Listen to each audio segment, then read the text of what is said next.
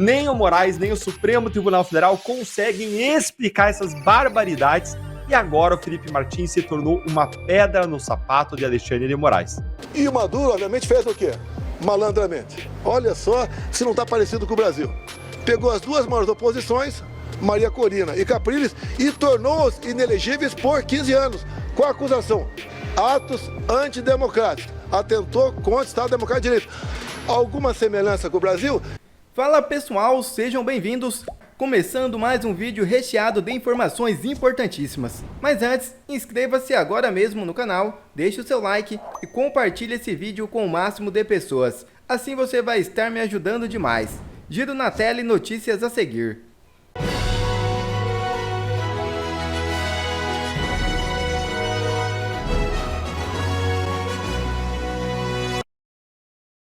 Caso Felipe Martins avança com novas informações e pode complicar ainda mais a situação de Moraes nos Estados Unidos. É isso mesmo.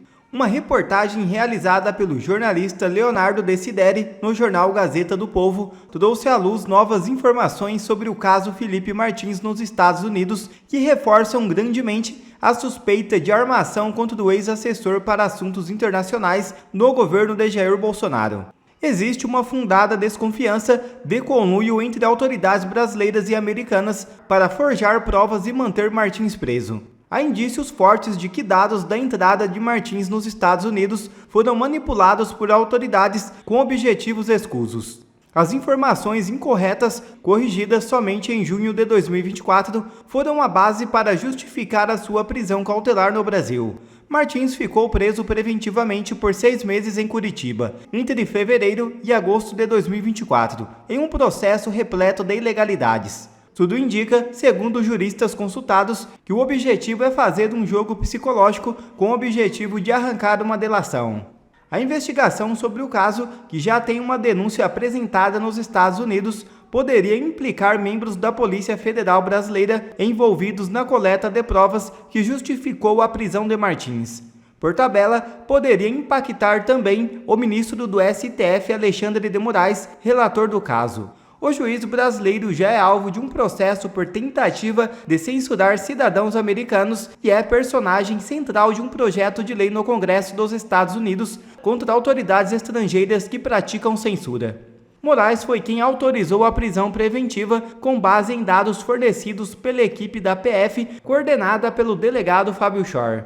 A confirmação de manipulação de dados geraria questionamentos graves sobre a integridade das investigações comandadas pela PF. Nos Estados Unidos, há suspeita de conluio de autoridades brasileiras com burocratas do governo democrata de Joe Biden, o que tende a aumentar a repercussão internacional do caso.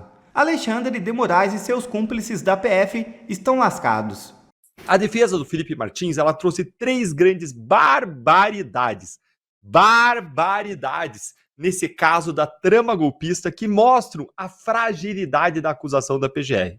Nem o Moraes, nem o Supremo Tribunal Federal conseguem explicar essas barbaridades e agora o Felipe Martins se tornou uma pedra no sapato de Alexandre de Moraes.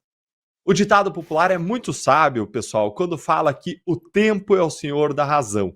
E não está sendo diferente agora no caso do Felipe Martins. Agora que as defesas estão sendo apresentadas no STF e a narrativa da PF e da PGR está sendo contraposta e desmontada pelos advogados, o castelo de cartas do Supremo começa a ruir.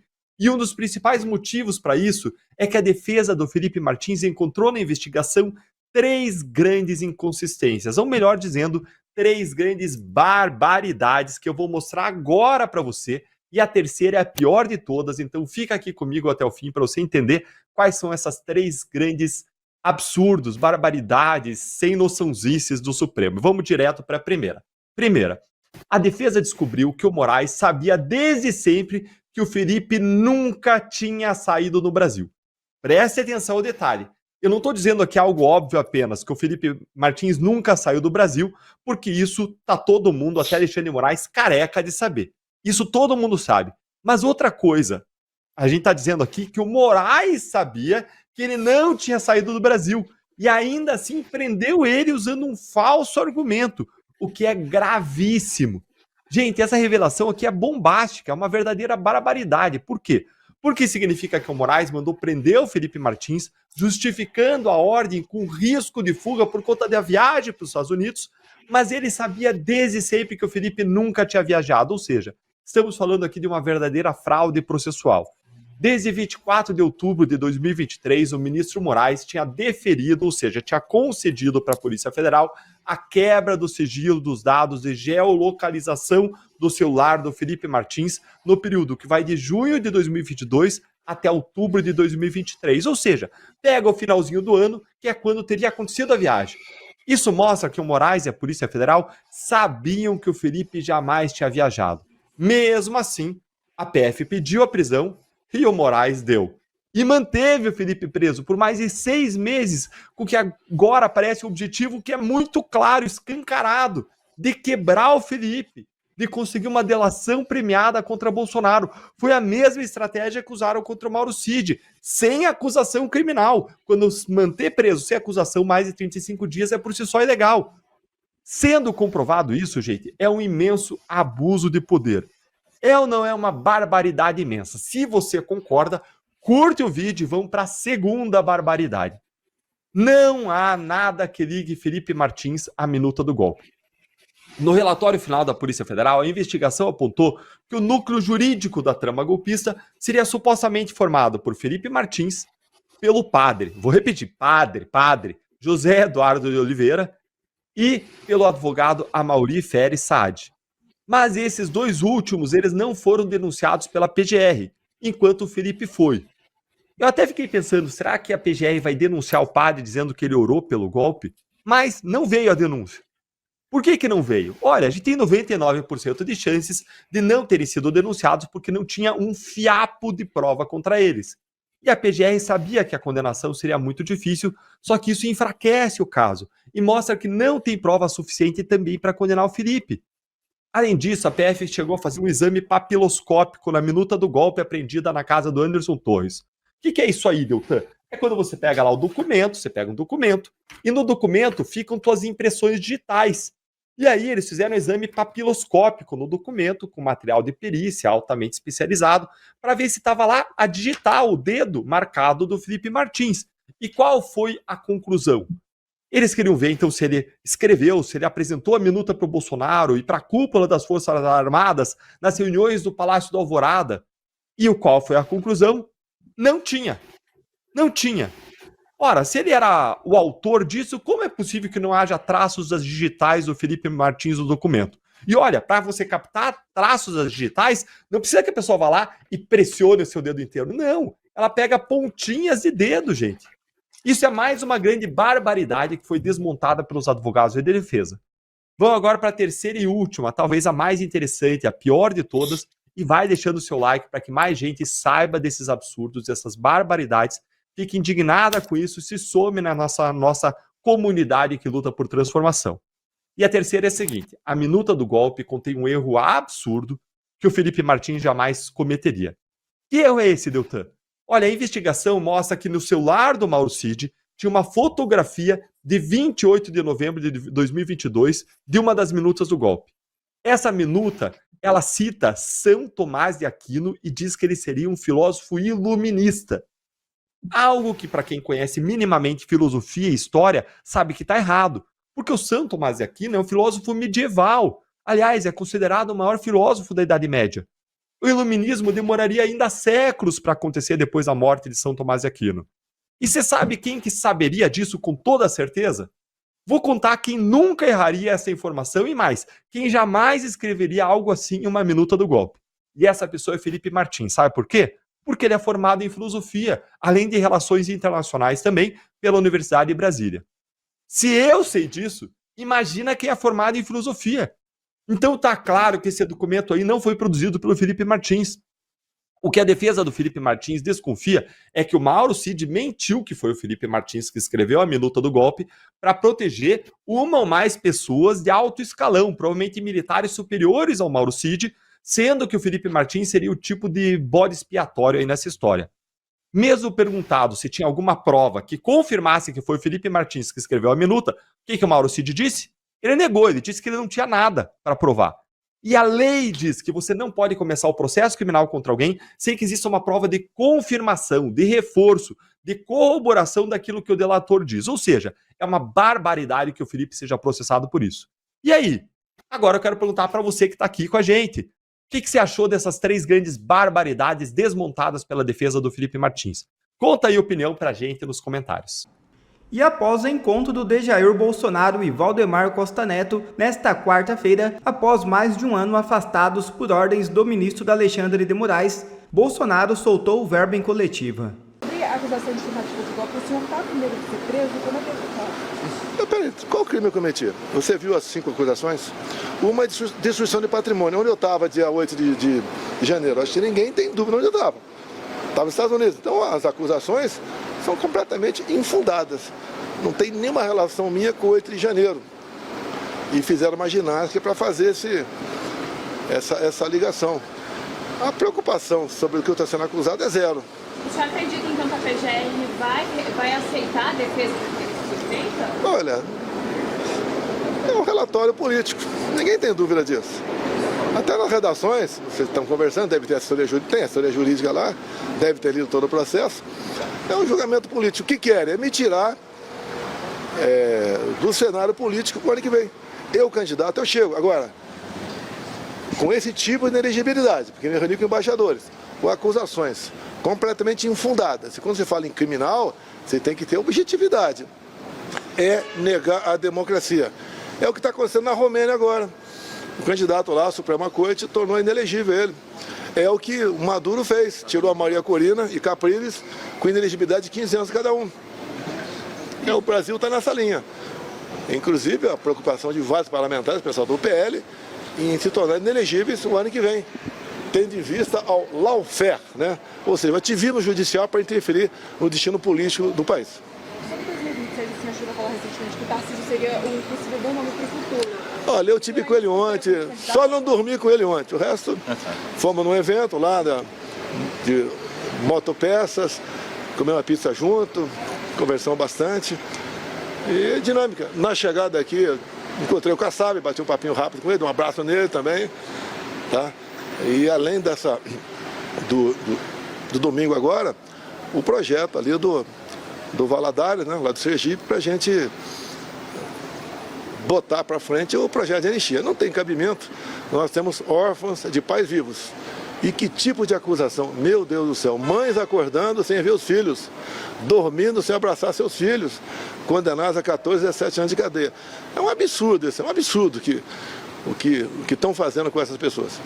Presidente, então a insistência para esse projeto da anistia seria para as pessoas que estão presas e não com a possível anistia que poderia recair do senhor? Olha, desde o começo eu falei que a anistia não era para mim. Me botaram agora no de janeiro. Eu acho que é uma surpresa para todo mundo que tem um mínimo de juízo, né? Você não pode me acusar de cometer uma infração de trânsito no Rio de Janeiro. Agora você está comprovado que eu estou aqui. Se eu estava nos Estados Unidos, eu não depredei patrimônio nenhum. Começa por aí o erro. Eu vi agora pela imprensa que você é acusado de crime militar também. Não estou entendendo. Agora, o que estão fazendo? Não acharam nada por anos. Me processaram até na questão de importunação de baleia. O único cidadão processado no Brasil por importunação de cetáceo, que é uma lei do Sarney, fui eu. Mas é a delação do Mauro Cid, presidente. É um delator. Ajudante. Mas qual o problema? Podia ser o irmão até. Mas não é porque é do meu lado. Eu sei tudo que ele faz. Quantas vezes um casal não é surpreendido pelo comportamento inadequado do outro, que está 20, 30 anos junto. Ele fez uma delação, é o direito dele. Essa delação partiu, como estão nos autos, de um cartão de vacina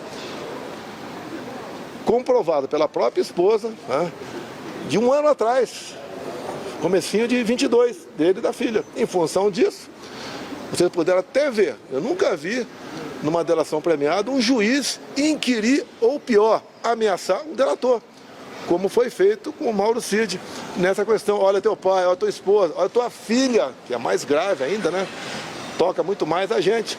E daí ele, mais uma vez, falou o que aquele pequeno núcleo da PF queria ouvir. Presidente, como que foi esse... avalia a flexibilização dessas medidas cautelares a partir aí dessa decisão de determinação do ministro Moraes? Olha, respeitosamente, se nós éramos lá atrás, éramos terroristas. Ele tinha que estar preso. terrorista sem arma, né? Sem um artefato bélico nenhum. Né? Agora, ajudou a interferir, sim, nas eleições municipais, como lá atrás o TSE também interferiu nas eleições comigo. Acha justo o TSE, por exemplo. Quando você fala em resolução, você tem um prazo para fazer a resolução, 6 meses antes do pleito. Teve resolução feita pelo TSE entre o primeiro e o segundo turno. É interferência ou não é? Eu não podia mostrar, no 7 de setembro, 1 milhão de pessoas aqui na rua, não podia mostrar, botar a imagem do Lula defendendo aborto, Lula defendendo roubo de celular para tomar cerveja, eu não podia botar a imagem do Lula negociando enriquecimento de urânio com o Ahmadinejad do Irã em 2009, não podia mostrar nada. Não podia mostrar o Lula no Morro do Alemão com o gorro CPX na cabeça. E aí depois me torno inelegível porque reuni com embaixadores. Eu encontro com o Lula com um traficante do Rio. Eu acho que é um direito dele, né? Afinal de contas, é a seara dele fazer isso aí, né? Mas que não seja proibido o outro lado falar sobre isso. Eu fui acusado até de pedófilo, tá? Pelo um deputado aqui, entrou na propaganda eleitoral do PT, acusado de exterminar direitos trabalhistas, tá certo? Foi acusado de tudo que você imaginar. Não gostar de negro, de mulher, LGBT, tudo. Valia tudo para ele, para mim, nós. Inclusive, só negaram para a gente 1,5 milhão de inserções de rádio na reta final. Inclusive, foi feita uma campanha, gastou-se dinheiro para que menores de 16 e 17 anos tirassem título. Esse pessoal, 3/4, vota na esquerda. E mais de 4 milhões de jovens inscreveram. Só aí dá mais de 2 milhões de votos para o outro lado. Presidente, como é que foi esse reencontro hoje com o presidente do partido? Normal, pô. Que não. Agora, a partir desse normal. Nós temos aqui um profundo respeito pelo outro. Quando eu fui casar com ele politicamente falando, combinamos. Eu mostrei os meus defeitos para ele, ele falou os dele para mim, um vai suportar o outro. A gente não pode reclamar agora que um tem chulé, outro não tem. Tá? E vamos em frente. Afinal de contas, é um partido que mais se destaca estando à direita, é um partido que mais solidariamente vota, tá? Temos ainda as exceções lá, mas tudo bem.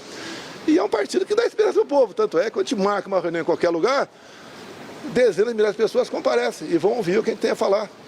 E nós falamos e cumprimos e buscamos dar esperança para o povo brasileiro. Não justifica um país como esse o povo ver na situação que está. Presidente, então para 2026 o PL vai insistir na sua candidatura mesmo nesse momento? Até o último momento, repito, estou elegível porque um homem não quis que eu fosse elegível. Você sabe quem é essa pessoa? Um homem. Qual crime eu cometi? Me reuni com embaixadores. Se eu tivesse jogado um papel na rua, não faço isso, mas se tivesse, seria esse o motivo. Mas então insiste, o partido PL. É justo, meu julgamento foi justo. O outro lado, tira o cara da cadeia, anulam as condenações dele. Depois o conduzem à presidência. O TSE apoia o Lula, ou não apoiou? Inclusive, aproveito para vocês, inquérito 1361.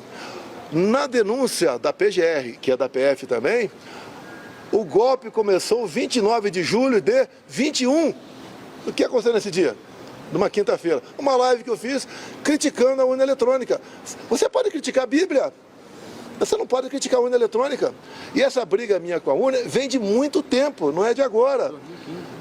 2012 comecei a brigar nessa questão. 2015 apertei um projeto, o Rodrigo Maia relator, acolheu. Uma emenda, né? Aprovamos, a Dilma vetou, derrubamos o veto com mais de 400 deputados. Tudo pronto, o TSE comprou maquinário, o Fux era presidente do TSE, me convidou, fui lá conversar com ele. Ele falou, 2018 vamos ter apenas 5% das sessões com voto impresso, tudo bem. E de repente, por 8-3, o Supremo diz que é inconstitucional. E qual é o argumento? O voto impresso compromete a segurança das eleições. Ora, na Venezuela só se pôde comprovar a fraude graças ao voto impresso. E foi a primeira vez que a Venezuela fez eleições com voto impresso, que foi uma exigência americana, porque eles queriam voltar a comprar petróleo deles. Foi acertado com a oposição, representantes dos Estados Unidos, tudo, voto impresso. E o Maduro, obviamente, fez o quê? Malandramente. Olha só se não está parecido com o Brasil. Pegou as duas maiores oposições, Maria Corina e Capriles, e tornou-os inelegíveis por 15 anos, com a acusação: atos antidemocráticos, atentou contra o Estado Democrático de Direito. Alguma semelhança com o Brasil? Que atos foram esses? Subir num carro de som e criticar o Maduro. Pronto. E daí a Suprema Corte, a Corte Eleitoral deles, né, logicamente, Mas então o PL vai continuar então com a sua candidatura? Por enquanto eu sou candidato, os outros candidatos por aí, você vê Gustavo Lima, você vê o Caiado, o Zema, eles têm seus partidos, poxa. Eu acho até que seria bom que cada partido lançasse seu candidato. E no segundo turno, os partidos se unissem, um dos dois, né, que passaram para o segundo turno, seria a melhor coisa a fazer. Porque alguns me acusam que eu tenho que abrir mão do meu capital para apoiar alguém. Eu não tenho que abrir mão. Quer ver mais conteúdos como esse? Então inscreva-se agora mesmo no canal e ative o sininho das notificações. Assim você não perde mais nenhum conteúdo que é postado aqui no canal. E também já deixe o seu like para o YouTube ajudar a divulgar o nosso trabalho. Fico por aqui e que Deus abençoe a todos. Brasil acima de tudo e Deus acima de todos.